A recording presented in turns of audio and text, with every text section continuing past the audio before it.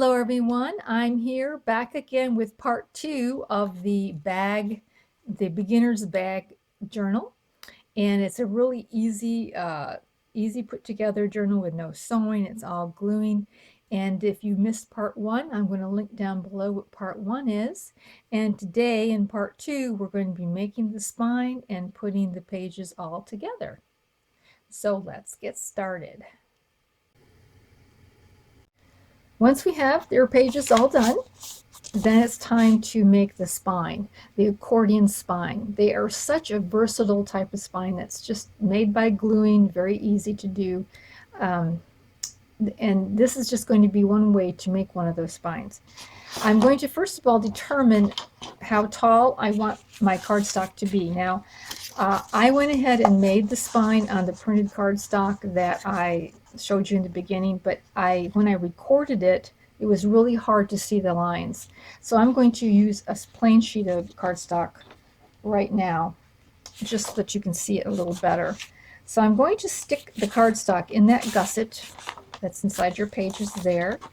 I'm going to stick it inside that, bring it all the way up to the bottom.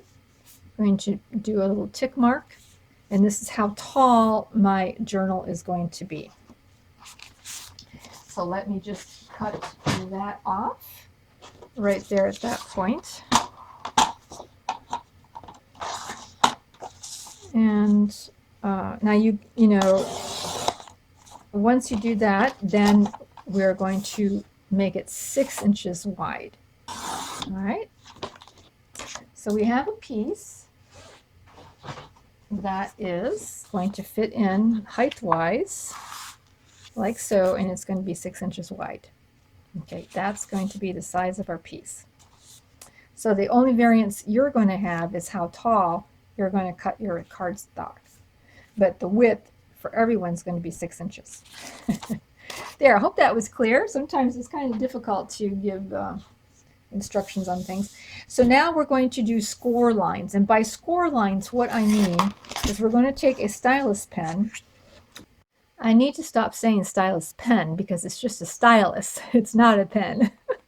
I don't know why I keep saying that, but it's a stylus. And you can pick these up at the Dollar Tree. I actually have one. I don't know where it is right this minute, but I do have one from the Dollar Tree. It works fine. And what if you don't have a scoreboard? And so a scoreboard is really great because it has all the lines inside there, and it has measurements, and it does make it easy, but it's not absolutely necessary.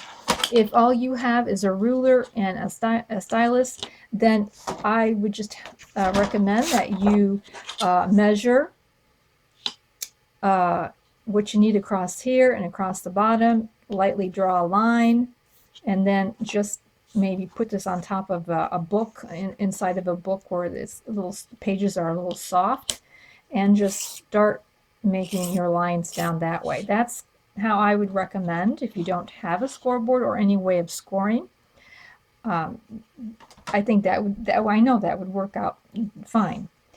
So I'm going to show you now the pattern or the measurements of the scores.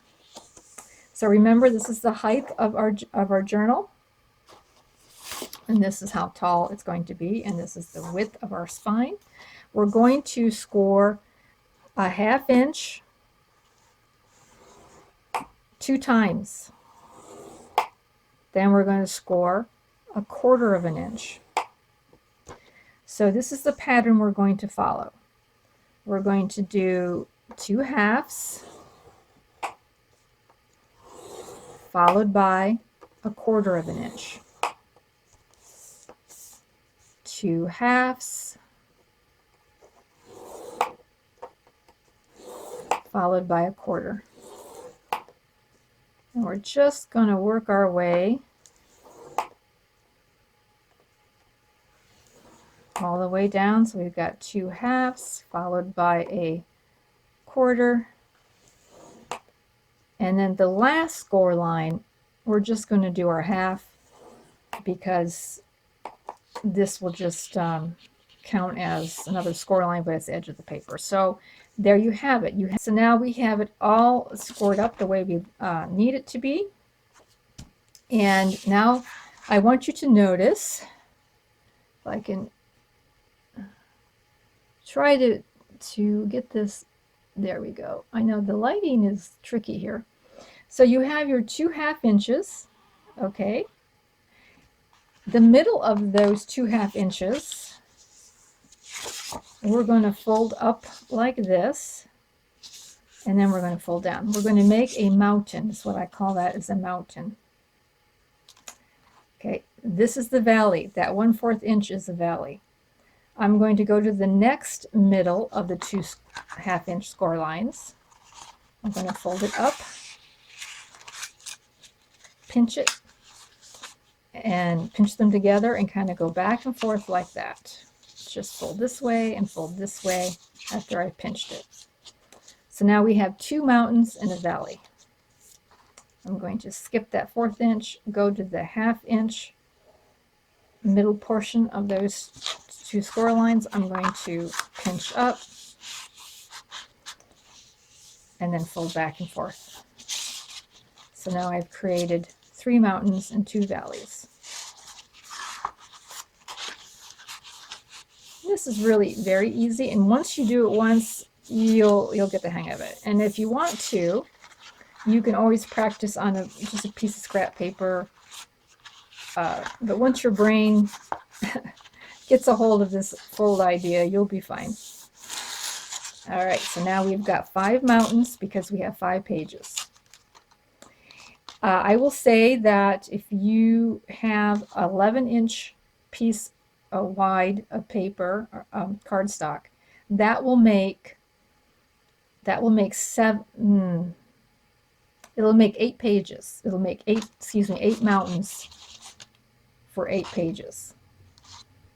But we're only doing 5, so I've got the 6 down there. But just to let you know, and you might want to experiment with that. Maybe 12-inch paper might be a little bit more. You might want to experiment with different widths of paper as to how many mountains you're going to get. But this is going to be 5, and this is going to be plenty for us. And now we're going to glue the mountains together, which means we're going to turn it over. And we're going to glue the 2 mountains. Just like that. So we're not going to put any glue on that 1/4 inch valley. We're just going to put, oh, kind of got that off there. We're just going to put it there in the mountain area.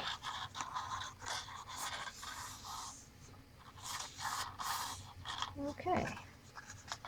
I like to talk in terms of mountains and valleys because when somebody explained this to me, this method to me, I thought, that makes a lot of sense because I can visually see a mountain in a valley.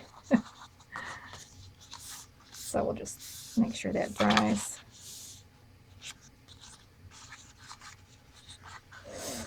Okay, and then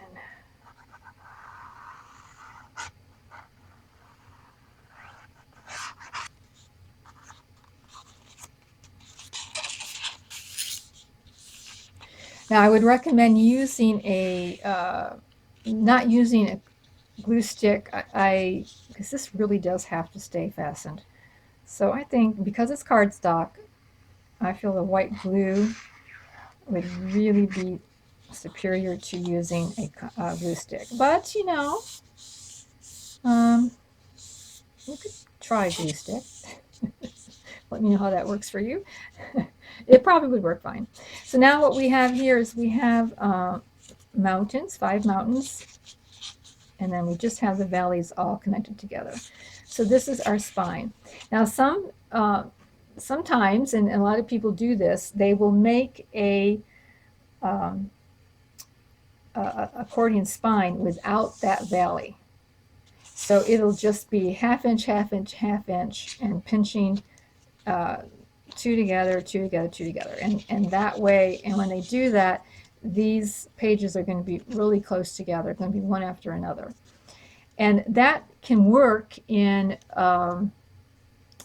something like if you were just going to make pages, just like you were just going to glue cardstock to the pages and they were going to be skinny, and you weren't going to have a lot of pockets like that. That's my point, is that the more ephemera and the more pockets you make, the more important that 1/4 of an inch between the pages becomes. We're ready now to attach our paper bags to our accordion spine.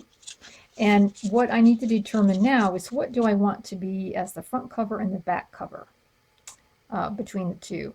I'm glad I told you to leave the one side blank because it kind of gives you a little bit more freedom to decorate the front and back the way you would like it to be, rather than having it already done for you. So I want to make a plain side for the front, a side without a pocket. I want that to be on my front, and on my back I want another plain side. Now let's say though that you wanted, after you've done this far, you wanted to have a pocket on the front, which is also kind of a cute thing to do. You could put your tie right in here inside this gusset. You can glue the gusset down together, glue your tie inside of there. You still will be able to have 2 pieces of ephemera fit inside. If you glue the gussets together, that's perfectly fine. And then you can use, the side you made with the pocket as your front, if that's what you kind of like to do.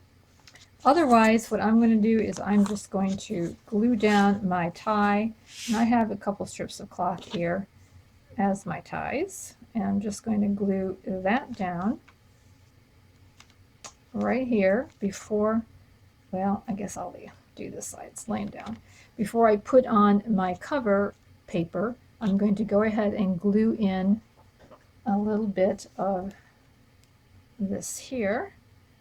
This way I won't forget to do it, because I can't tell you how many times I have forgotten to put the tie in before I put my decorative paper over it.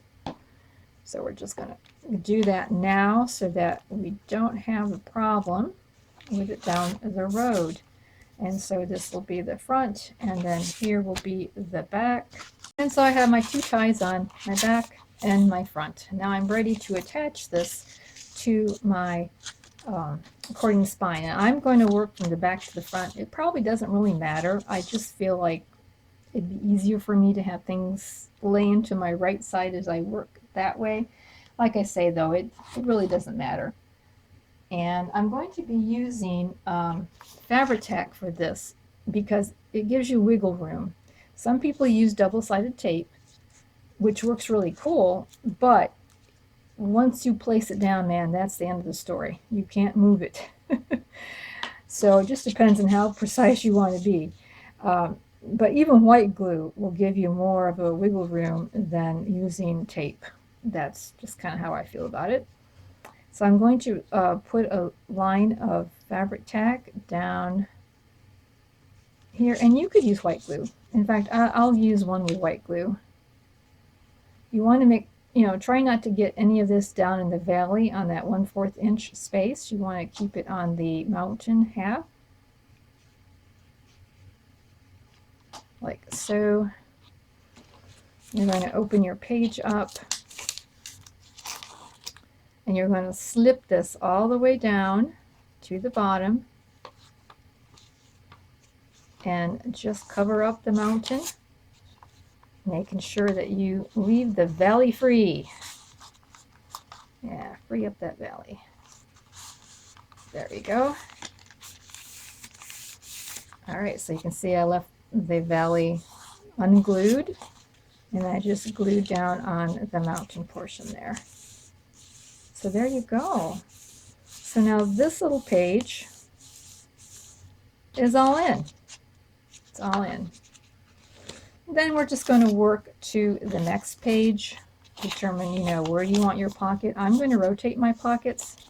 That's why I put all my openings of my side pockets on one side, because I'm rotating between, a plain and a pocket, plain and a pocket. If though you want to vary the pockets up, then you'll have to determine which end you want your pocket to open up at, because you cannot have an opening at the spine. Obviously, you won't be able to get into it. So this is why that's why I recommended putting everything on one side. But once you've done this pattern or are familiar with it, you'll find all kinds of ways to glue in your pages, however order you want. You might have, really, you might have a page without any pockets. You can just cut down the paper bag, the size of the height of your spine, and cut it right across here, eliminate the pocket, and just have a plain sheet. You could even do that if you wanted to. Everything lines up. So now you see the white part, or the unprinted part, is to the back, and we're going to cover that up. But the valley, you're going to see little portions of it. And that's why I recommend that you have it match somewhat to your bag, either by a plain color, or even just, making sure that you even use the a manila rather than a stark white in there. You could also use the vanilla or the creamy shade, and you can get in there and you could distress ink that valley up before you glue your pages in, and that way that would calm down a starkness there between the two pages. But that is all, maybe you like that. I don't know, it'd be fine. So I'm going to continue with this to the end, and we'll be back. I'm going to put on the last page, or the cover, and I really found that working from left to right to left was really helpful for me, and I'm right-handed, and maybe that's why it was. It might be more helpful the other way if you're left-handed. And we'll just stick that up there and close it over that hinge. Make sure that it's somewhat even, each page, you want to line up a little bit, and then allow that 1/4 inch gap, and there you go. So this page is a little short, and this one's a little tall. It's okay though, it doesn't have to be perfect. I plan to be putting ephemera in here that has tabs and stuff sticking out, so but don't stress too much. All right, and now it is finished. It has a little tie closure here, very cute. And so here is the little journal. And bags are going, your sacks are going to be imperfect anyways. They really are not made with great precision. So there's always going to be that little feeling of things not fitting perfectly. So this really makes it a good choice for something that's kind of grungy or shabby or whatever. And what I'm going to do now is one more thing I've decided. Because we have a good amount of room in here, 1/4 of an inch between these pages is fantastic, because now we can really put stuff in here.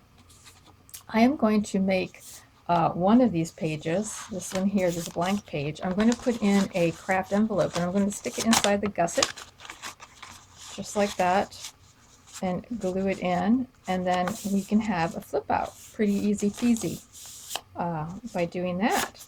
So I think that'll work out really cool. So let me just go ahead and get that in. I've chosen this color. Now these Fabri-Tac takes so long sometime. I chose this color. Thought it went pretty well, but you could choose any color, of course, for your envelope. You could use junk mail envelopes. You don't even have to have an envelope. You can just get a piece of cardstock that flips out. So, but this does make it pretty easy indeed. Okay, so I'll make a flip out here, and then I will do one perhaps a little bit further in, maybe do one here. But I'll do that off camera, and I will get the cover done and do the decoration, show you the type of, ephemera that I'm going to be putting in here. But this is the basic idea, and once you do one, you'll find out that it's really easy to do the second one. We do have this to deal with here, this part, and so I'm thinking on this how I want to do that right now. My one thought is, to cut a piece of paper that will fit on here and glue that paper on. Might take some cloth and glue that over it. I'm leaning towards doing the cloth one and coming up on the edges just a little bit. That's what I'm leaning towards. So we'll see next time. Thank you so much for viewing. I hope this kind of gives you some ideas that you may want to do, and please subscribe and see how we end up with finishing this off. We'll talk to you later. Bye.